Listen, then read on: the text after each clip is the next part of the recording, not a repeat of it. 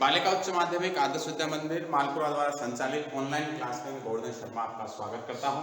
हम कक्षा 10 सामाजिक विज्ञान विषय के अंदर छठा पाठ जो हमारा केंद्र सरकार था वो पढ़ रहे थे और केंद्र सरकार जो है उसके व्यवस्थापिका और कार्यपालिका हमने पढ़ ली थी। आज अभी न्यायपालिका वाला जो चैप्टर है वो शुरू करना है। न्यायपालिका जो है हमने उस लास्ट वीडियो में थोड़ा सा देखा भी था कि न्यायपालिका का संगठन किस प्रकार होता है। एकीकृत न्यायपालिका है हमारे यहाँ पे, सर्वोच्च है, संविधान का संरक्षण करती है, इसके अंदर किसी प्रकार का राजनीतिक हस्तक्षेप नहीं होता है। चलिए, सर्वोच्च न्यायालय का गठन जो है इसमें सबसे पहले बात आती है न्यायाधीशों की संख्या की। मूल रूप से सर्वोच्च न्यायालय के लिए एक मुख्य न्यायाधीश तथा 7 अन्य न्यायाधीशों की व्यवस्था की गई थी। ये की गई थी जब हमारे संविधान का निर्माण हुआ था, तब संविधान निर्माण के समय,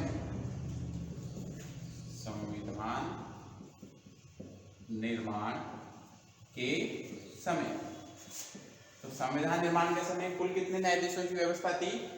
1 + 7, इस प्रकार कितने हो गए? 8 हो गए। एक मुख्य न्यायाधीश और 7 अन्य न्यायाधीश जो वरिष्ठ न्यायाधीशों की श्रेणी में आते हैं, इनके सहित संख्या कितनी थी? 8 थी जब संविधान का निर्माण हुआ तब। और संविधान के द्वारा सर्वोच्च न्यायालय के न्यायाधीशों की संख्या, सर्वोच्च न्यायालय का क्षेत्राधिकार, न्यायाधीशों के वेतन या शर्त निर्देशन करने का अधिकार जो है वो किसको दिया गया? संसद को दिया गया। संसद के द्वारा इनकी संख्या के अंदर वृद्धि और कमी की जा सकती है। इनके जो क्षेत्राधिकार होंगे उनको सीमित करना है, उनको क्षेत्राधिकार को बांटना। न्यायाधीशों के वेतन और सेवा संबंधी शर्तें, कितने वर्ष तक जो है सेवा में रहेंगे, 62 वर्ष तक रहेंगे या 65 वर्ष तक रहेंगे, इनका कार्यकाल कितने समय तक का रहेगा, उन सब का निर्धारण करने का अधिकार किसके पास है? संसद के पास है। 2008 में मुख्य न्यायाधीश सहित न्यायाधीशों की जो संख्या है वो 31 कर दी। 23 तो जो है वो कौन? अन्य न्यायाधीश और एक मुख्य न्यायाधीश। ऐसी व्यवस्था कब की गई? 2008 में। और इस 2008 के 12 वर्ष बाद जो है इनकी संख्या को बढ़ा के 33 + 1 कर दिया। कुल मिला के 34 इसके अंदर संख्या होगी।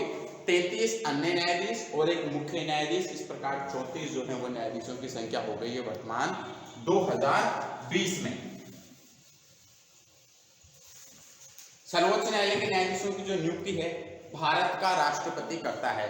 जब हम व्यवस्थापिका और कार्यपालिका की बात करें तो उसके अंदर हमने पढ़ा कि न्यायाधीशों की नियुक्ति संबंधी जो अधिकार होते हैं, राष्ट्रपति के पास कुछ महत्वपूर्ण नियुक्तियां संबंधी अधिकार होते हैं। तो उसके अंदर से सर्वोच्च न्यायालय के न्यायाधीश और उच्च न्यायालय के न्यायाधीशों की जो है नियुक्ति का अधिकार किसके पास है?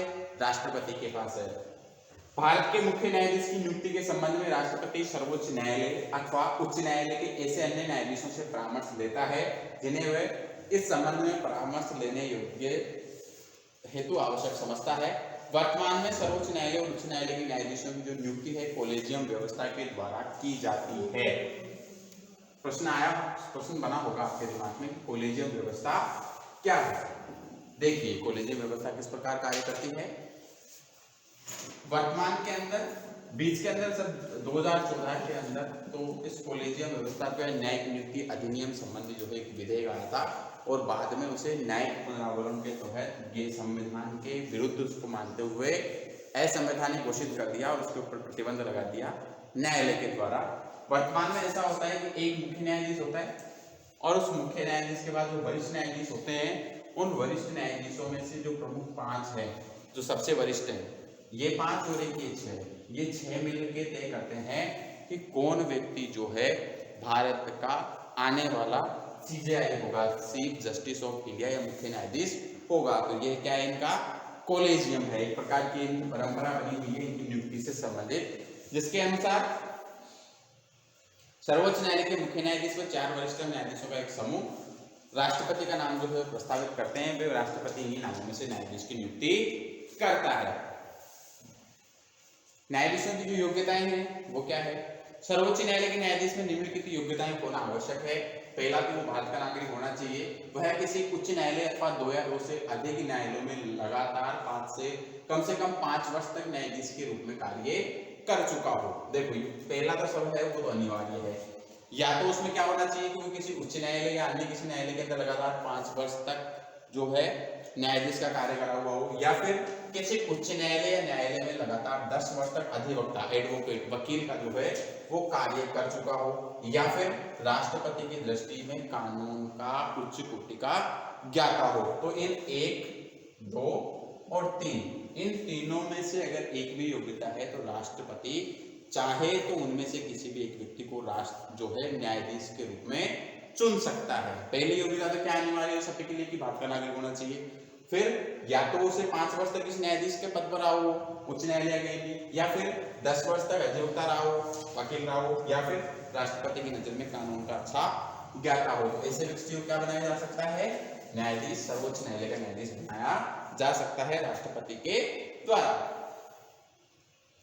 कार्यपालिका तथा महाभियोग उसके ऊपर क्या है, साधारणतया जो कार्यपालिका के जीवन में कार्यकाल होना चाहिए, साधारणतया सर्वोच्च न्यायालय का जो प्रत्येक न्यायाधीश है 65 वर्ष की आयु तक अपने पद पर आसीन रहता है। मतलब जब तक वो 65 वर्ष का होता है तब तक वो इस पद के ऊपर कार्य कर सकता है। इस अवस्था में पूर्व वह स्वयं त्याग पत्र भी दे सकता है, इससे पहले भी 65 वर्ष से पहले वो त्याग पत्र दे सकता है। सिद्ध कदाचार अथवा असमर्थता के कारण संसद के द्वारा न्यायाधीश को उसके पद से हटाया जा सकता है, उसका जो है दुराचरण के द्वारा, या फिर असमर्थ होने पे या अयोग्य होने पे जो है उसे संसद के द्वारा महाभियोग की प्रक्रिया से उसे अपने पद से हटाया जा सकता है। यदि संसद के दोनों सदन अलग अलग अपने कुल सदस्यों के 2/3 बहुमत से 2/3 बहुमत से जो है प्रस्ताव को पारित कर दे, अयोग्य आपत्तिजनक आचरण करने वाला प्रमाण पत्र दे दे, तो भारत के राष्ट्रपति के आदेश से उस न्यायाधीश को अपने पद से हटाया जा सकता है। जो न्यायाधीश है इनके वेतन और भत्ते किस प्रकार है उसको देखिए।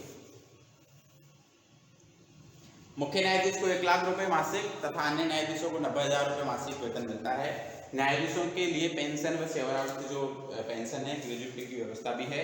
वेतन एवं भत्ते समय समय पर संशोधित होते रहेंगे। वर्तमान के अंदर जो है न्यायाधीश का वेतन 2,50,000 रुपए है मासिक, ठीक है।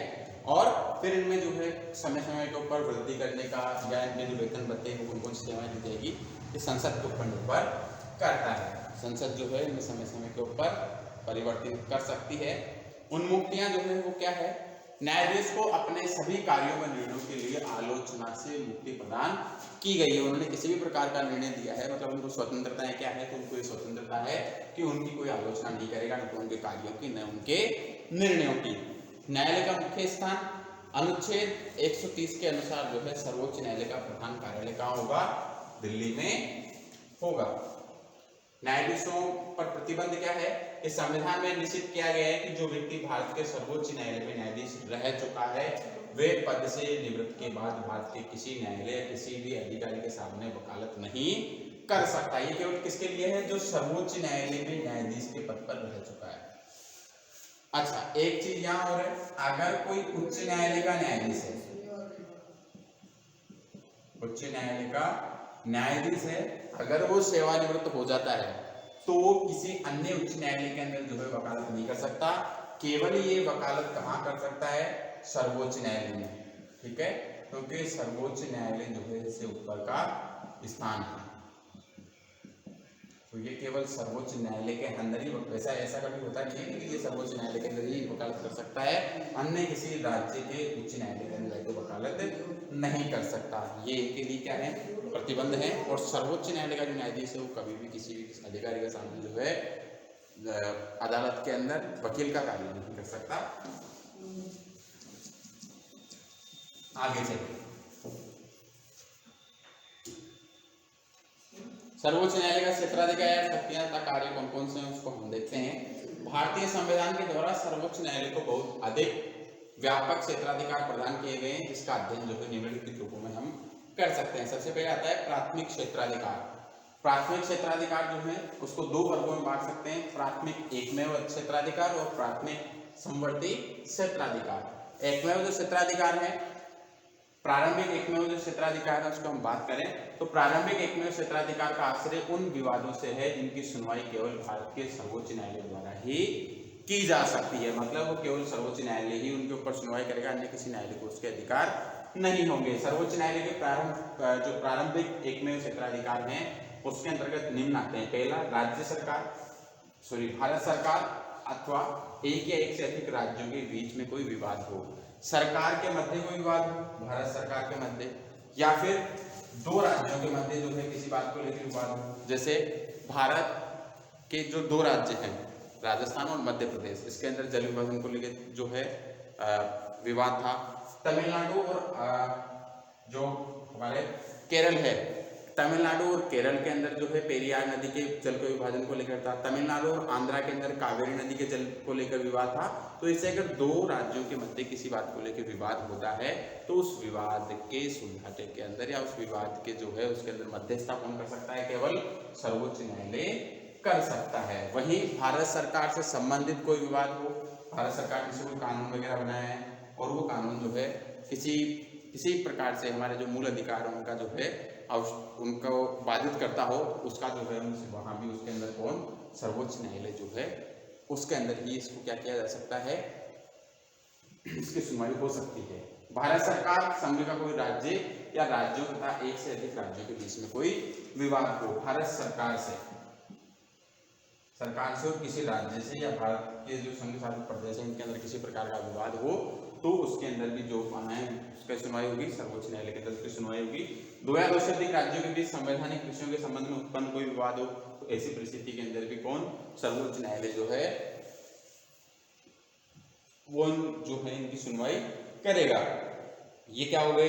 प्रारंभिक एकमेव क्षेत्राधिकार हो गए। दूसरे क्या है? प्रारंभिक समवर्ती क्षेत्राधिकार। उसमें क्या क्या आते हैं? भारतीय संविधान के द्वारा प्रदत्त मौलिक अधिकार को लागू करने के संबंध में सर्वोच्च न्यायालय के साथ साथ उच्च न्यायालय को भी अधिकार प्राप्त है। मतलब किसी व्यक्ति के जो मूल अधिकार है अगर वो बाधित हो रहे हैं किसी भी व्यक्ति के द्वारा, ठीक है, तो उससे संबंधित जो सुनवाई है उसके लिए व्यक्ति चाहे तो किसी राज्य की उच्च न्यायालय के अंदर जो है वाद दायर कर सकता है और अगर वो चाहे तो सीधा सर्वोच्च न्यायालय के अंदर भी जो है वाद दायर कर सकता है।